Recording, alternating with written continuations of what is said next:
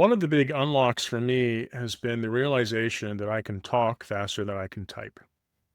I can talk at about 240 words a minute. I can type at about 40.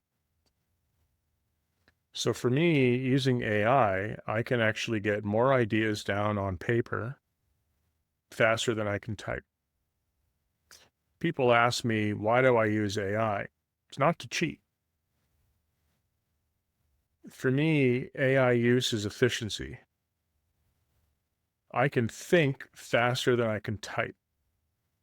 So if I get the information down via talking onto GPT, then I can begin to have a conversation faster about my ideas. People, I think, want to make other people feel guilty about using AI.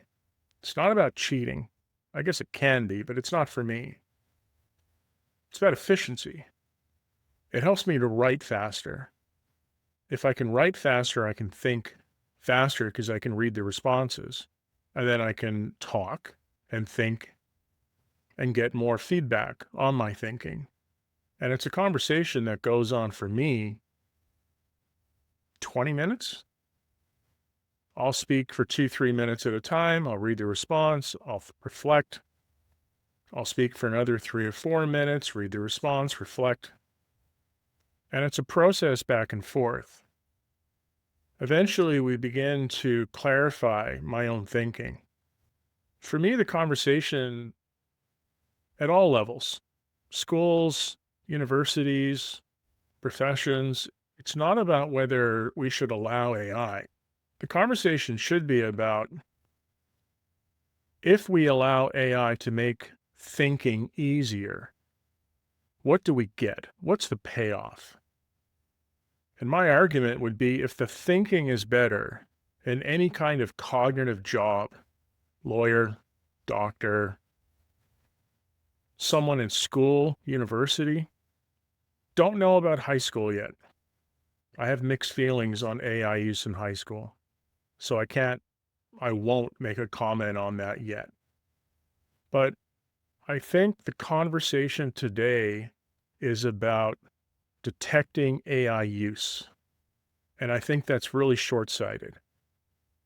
I think we should be declaring AI use, but then measure the outputs, not measure how we got there. Let me explain. I was reading a book over the weekend, and the book was on neuroscience, specifically looking at the relationship between the two hemispheres of the brain. And what the author said was the brain is only conscious of 1 to 5% of the activities in any given day. Most of our processing power is devoted to unconscious activities. So start with that insight. I thought that's really interesting. So if we only use 1 to 5%, learning is a conscious activity. But learning is competing with other domains, attention, phones, whether the person across from me is doing weird things. Learning is maybe 2%, maybe 3%, but it's a minority. Can we use AI to increase the efficiency of learning? And if we can get students only using 2% of their conscious awareness to have more efficient transmission of information via AI, can we make people, students, smarter, more knowledgeable over time? So understand the process here. Listen to the book, hear the insight, make the connection, ask the question. And I then had a 15-minute conversation with GPT. For me, AI is not a replacement for thinking. AI is what happens after I've done the thinking. And then I have questions. And AI is an accelerator. It's also a connector of ideas. I use AI to take a line of inquiry that I have and connect it in ways that I haven't maybe thought of before. And then once I have sort of a semblance of what that is, to accelerate it. Now, you could listen to that and say, well, Greg, not everybody has GPT on their phone. Maybe they need to go back to their office or home and start writing these things down. It's like, okay, no problem. But typing is a cognitive bottleneck. Typing is the problem or is a problem for me because I think in words, I don't think in letters. So talking to the AI is more efficient. Why? Human working memory is relatively small. We can only hold 5 to 7 ideas in our minds for about 20 seconds, and then we move on. If working memory is limited by the amount of information and limited to 20 seconds, if we're typing material, we're thinking about letters. We're not thinking about words. Therefore, we're not thinking about ideas. Writing demands spelling, punctuation, grammar, syntax, structure. If I'm thinking about those, I'm not thinking about connection. I'm not thinking about ideas. I'm not thinking about, is this interesting? I'm thinking about, how do I spell this word? In contrast, speaking, I think it, I say it. I'm not thinking about spelling. I'm not thinking about grammar.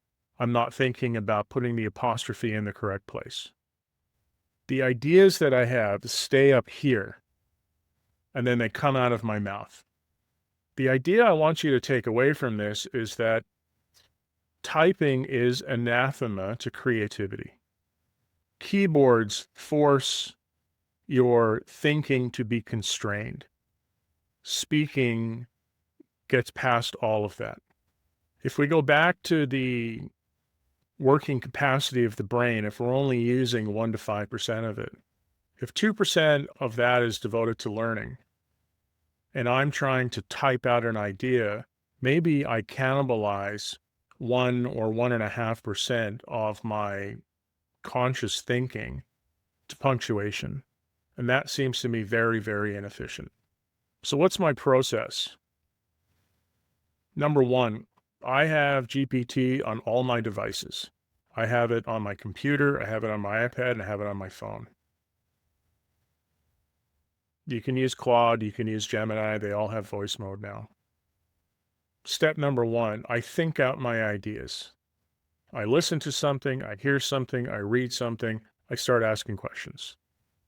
2, I dump all of that information into GPT and I don't ask it, tell me if I'm right. My question is, how does this connect to what I've already talked about? Is this interesting? Is it different?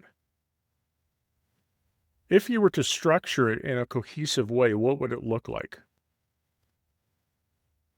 Am I wrong? Have I missed something? And through enough sort of iteration and questioning, we get to some semblance of an idea. Maybe it's new, maybe it's been done before, but for me, it's about, does it extend my own thinking? Does it show me something I haven't thought of before? Step number 3, become the critic. Once I see the idea, once I see the structure, I can come back and say, that part doesn't make sense to me. Or no, I think that's wrong. I need to fix that. I need to ask different questions to make that point more legible. Step number 4, iterate, iterate, iterate. A lot of back and forth. Read what GPT says. Ask more questions. Frame it differently. Be more concise. Be clearer. More iteration. More questions. AI is not doing the thinking for me. It's helping to do the structure of thinking that would normally take me away from the actual process of thinking. It's reorganizing, it's rephrasing, it's restructuring. It's renumbering. It's all the scaffolding that we do when we're editing. But it's very, very difficult to do editing and to be creative at the same time. So why not, in my estimation, why not let AI do the mechanical parts of thinking, allowing me, the human, to do the more creative parts? And then eventually we meet in the middle. So this brings up a bit of a challenge, which is who owns the idea? I asked the question, it gave me the answer. I asked more questions, it connects the idea to other ideas. I ask more questions about the idea, and it's able to structure it in a way. I think we're moving into a new kind of authorship. And we need to get used to the idea that authorship will no longer be solely human and that AI will be able to have significant influence on how we think and therefore how we write.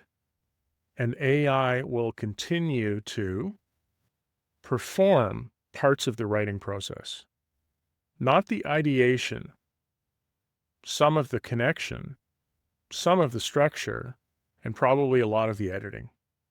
And I think we need to be okay with that. I think people wrongly assume today that if humans touch AI, the output is somehow tainted. And I disagree with that. I think the questions we need to be asking is, where did the idea come from? What was the agenda? Who came up with this thought? Who supplied the worldview? Who supplied the stakes? Who supplied the taste? I think we're moving into an idea around hybrid cognition. And I think it's going to be two parts. Number one, human, which will be originality, pattern recognition, lived experience, judgment, taste, and risk taking. The second part, which is the AI part, clarity, compression, structure, and mechanical polish. I think the real authorship test is, could this idea have existed without my own pattern recognition and curiosity? If the answer is no, then I'm still the author. And the AI is just the exoskeleton. Let's circle back to the main idea here. Humans have limited bandwidth. Typing and formatting eats bandwidth. Speaking to an AI frees up bandwidth and allows for different types of thinking, more creative, less mechanical. I'm not saying everyone must do this. I'm saying that if writing is supposed to change the way people think, then we have to focus on high quality attention, high quality ideas, and not the number of keystrokes.